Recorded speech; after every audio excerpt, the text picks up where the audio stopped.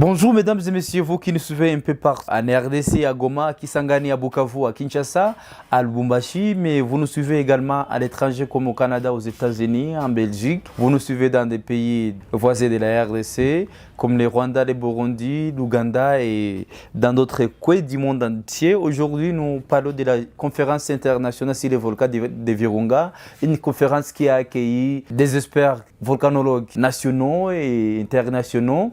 Nous vous proposons de suivre notre reportage à Goma, au pied du volcan Nyiragongo, en face du lac Kivu. La première conférence internationale sur les volcans de Virunga s'est clôturée lundi 21 mars 2022 à Goma, dans l'est de la République démocratique du Congo. Des centaines de participants, dont des experts nationaux et internationaux, ont pris part à cette conférence. Les chargés de communication de l'OVG expliquent ici le pourquoi de la dite conférence. La conférence a comme objectif permettre à tous les acteurs qui interviennent dans le secteur, ça veut dire d'abord les autorités politico-administratives qui sont présentes. Il y a le ministère de la recherche scientifique qui est le ministère des tutelles de l'Observatoire volcanologique de Goma qui est là avec tous les autres ministres, ministre de l'Industrie, ministre de l'Éducation, le ministre de l'aménagement du territoire et de la santé. Il y a beaucoup d'officiels qui sont arrivés pour que cette conférence puisse avoir une note non seulement managériale, mais aussi une note scientifique.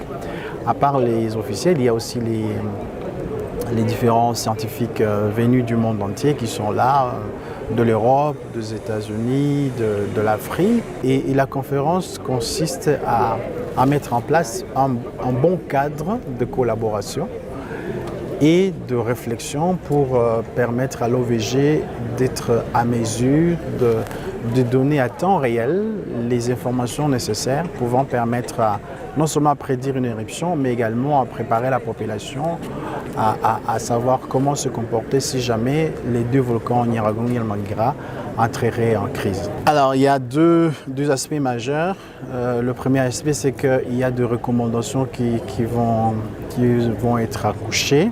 Des recommandations au niveau national, ça veut dire au niveau des décideurs du pays, et des recommandations au niveau de partenariat avec l'extérieur, un cadre de collaboration avec l'extérieur, mais également un cahier des charges qui sera soumis aux autorités afin que nous puissions voir comment l'OVG pourrait continuer à bénéficier d'un accompagnement afin qu'il accomplisse valablement sa mission de surveillance des volcans et de la prévention des risques volcaniques. Le ministre congolais de la recherche scientifique a rassuré que les recommandations faites par les participants seront mises en pratique. Adresser les membres de la société civile du Nord Kivu, et même ici Kivu, qui sont là. Adresser les chercheurs, chers scientifiques, qui seraient invités en vos titres et qualités respectifs. L'occasion de la clôture de la première conférence, cette première conférence qui nous a permis d'avoir des discussions franches, scientifiques, sur la gestion des volcans du Virunga. Je tiens sincèrement à exprimer d'abord ma profonde gratitude au président de la République, chef de l'État, son Excellence M. Félix Antoine Tshisekedi Tshilombo, qui, depuis les sinistres du volcan de Nyiragongo du 22 mai 2021, qui a même visité, qui s'est déplacé pour venir ici, est resté réceptif, attentif aux besoins de la population de Goma, en particulier celle du Nord Kivu. Au point qu'il a fait de la surveillance et de la gestion des volcans de Virunga une préoccupation permanente qui a abouti à la tenue de cette première conférence internationale sur les volcans de Virunga, dont les travaux se sont déroulés pendant 3 jours ici à l'hôtel Serena Leone. En outre, mes remerciements s'adressent également à son Excellence M. le Premier ministre, chef du gouvernement, Jean-Michel Sambou Kondé, qui a accepté et qui a appuyé financièrement.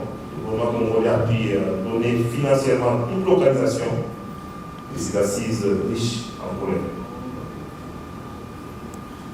Honorables députés et sénateurs, c'est réservé à vos titres de qualité respectifs. Les rapports synthèse qui viennent d'être lus par les rapporteurs de la première conférence internationale sur les volcans de Virunga indiquent ce qui suit. 30 exposés ont été présentés, soit plus que le nombre initialement prévu, les 28, précédés par les deux panels d'orientation. 4 travaux en cours ont été réalisés, sans oublier les nombreuses interventions riches qui ont eu cours d'échange entre intervenants et participants.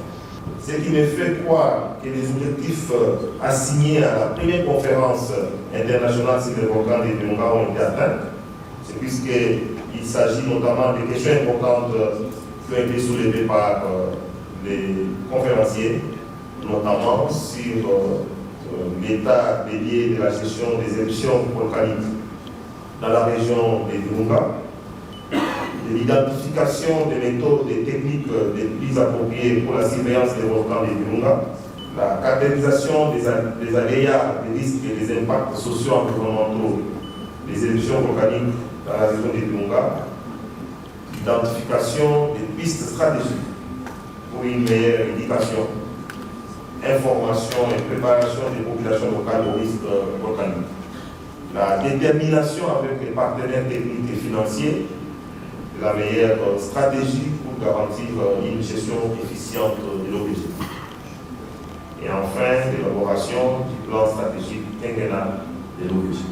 Le professeur Dacchio Tedisco de l'Université de la Campania en Italie a pour sa part estimé que le gouvernement congolais devrait améliorer les conditions de l'observatoire.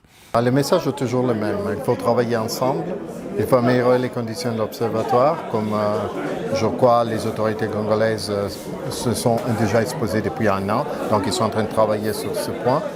Mais il faut surtout essayer d'améliorer les conditions de l'observatoire en termes aussi de capacité. Et quand je dis capacité, ça veut dire avoir plus de gens capables à l'intérieur de l'observatoire, donc améliorer les conditions scientifiques.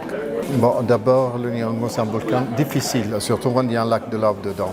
Les gens ne comprennent pas très bien, mais ce volcan, quand il a un lac de lave, ça veut dire qu'il est déjà en éruption.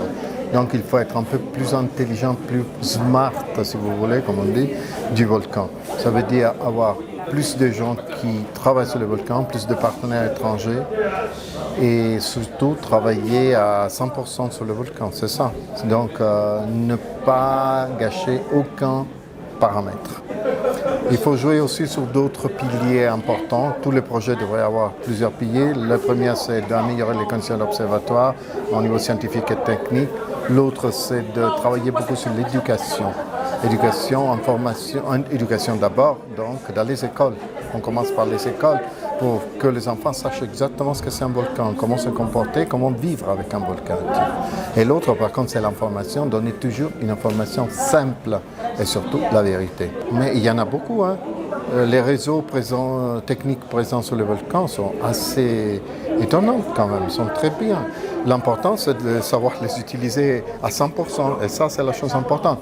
Autre chose, et ça, c'est un message général pour tout le monde, il ne faut jamais écouter les réseaux sociaux, jamais.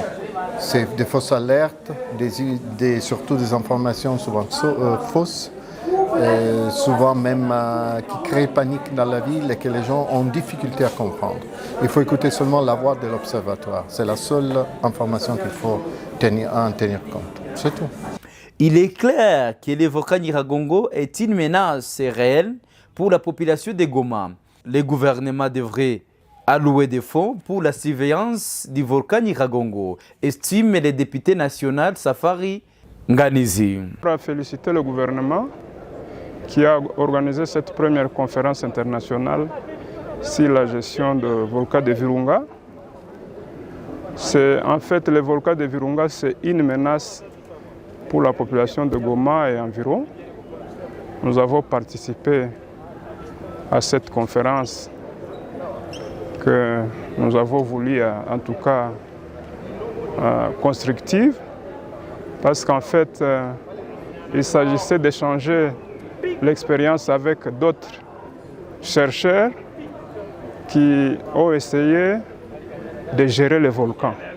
Parce qu'en fait, ce volcan, c'est une menace pour la ville de Goma, mais nous devons vivre avec.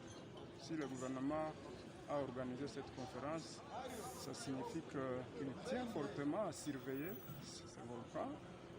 Et nous avons participé pendant 3 jours et nous avons été enrichis par l'expérience des chercheurs qui sont venus des autres pays, la Belgique et ailleurs, et qui nous ont montré justement que ce volcan doit être géré au niveau international avec d'autres pays, parce que c'est une menace internationale et nous pensons que notre gouvernement doit mettre des moyens, parce qu'il s'agit d'une question de sécurité nationale, doit mettre des moyens pour former des chercheurs, pour que l'OVG puisse avoir des matériels adéquats pour surveiller les volcans. Nous, en tant que députés, nous allons d'abord demander au président de l'Assemblée nationale de convoquer une plénière où nous devons avoir tous la même information par rapport à ces volcans. Et nous allons lui demander également que l'Assemblée nationale puisse émettre des recommandations à l'égard du gouvernement, parce qu'il faut que le gouvernement mette un fonds propre pour surveiller ces volcans. On ne peut pas compter sur les petits fonds qu'on met dans les budgets par rapport à la recherche. Le gouvernement devra mettre un fonds à côté, comme il est fait pour la sécurité, la pacification de l'Est. Le gouvernement devra le faire également pour la gestion de ces volcans qui est une menace réelle. Et vous le savez, la population ne va pas quitter Goma et donc nous devons vivre avec ces volcans. Et par rapport au plan de contingence, que proposez-vous au gouvernement congolais? Oui, le plan de contingence est là, mais nous demandons au gouvernement de commencer à les mettre en œuvre. Parce qu'on ne va pas les mettre en œuvre le jour où le volcan va cracher. C'est-à-dire, vous êtes de Goma, vous savez que quand le volcan crache, les gens s'enfuient vers Massissi. Vous avez suivi comment ils ont eu des difficultés à Sake. La route qui mène à Sake, c'est une petite route. Le gouvernement devait penser à l'agrandir. Le gouvernement devait penser à mettre des infrastructures sociales à Massissi, vers Mouchaki. Tout ça, ça doit être préparé dès maintenant. On ne peut pas attendre que le volcan crache pour mettre en œuvre ce plan de contingence. Mesdames et messieurs, nous vous remercions vous tous qui avez suivi ce reportage depuis la ville de Goma. Nous avions parlé sur la conférence internationale. Nous vous invitons à être scotchés sur la chaîne de télévision du groupe Isheja TV. Merci de s'abonner, de liker et de partager nos informations. À la prochaine.